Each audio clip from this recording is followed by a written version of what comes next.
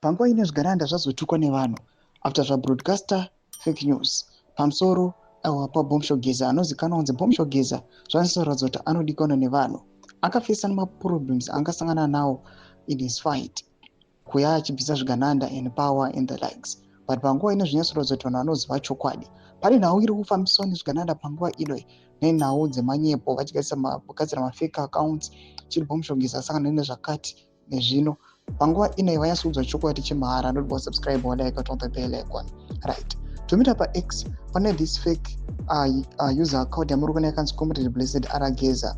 Vanotanga vanyora vachiti, fellow Zimbabweans, I wish to inform you that I've not been well since November.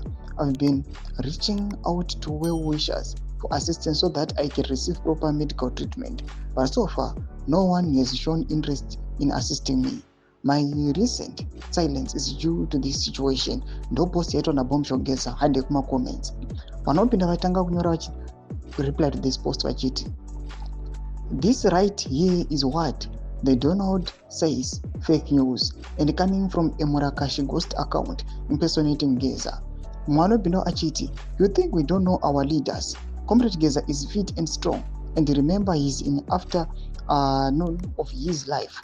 Avachina pressure ava kunze kwekugadzirisa nyika. Vasiya yakanaka.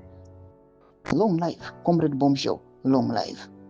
Ndo some of the few comments evanhu vanouya vachidefenda Bombshogeza, vanhu vararatidza kubatikana panguva ino nevanhu vanoita nhau impersonating someone else, especially machange makers vachizama kuconfuse our masupporters avo. This situation iri kuonekwa panguva ino kuonekwa kunzi people they are not tired of zvigananda, and chori chiri kubuda tiri kuona kuti especially muZANU-PF kunyatsa kubuda evidence inoratidza kuti muZANU-PF muri kurohwa corruption yakanyanya. Muri kuona receipts of payment nezvimwe zvakadaro. If you are watching videos edu inoratidza kuti zvigananda vanasukotisa kukwanya nevamwe vakadaro, zvinhu vana mudhenda vana gwamatanga kuri kudyiwa mari and havazodya mari dzitete mamillions. Pena comment section medu nzafungura aim kuti kudii pamusoro pechitiko ichi. So subscribe or like, cheta on the bell icon.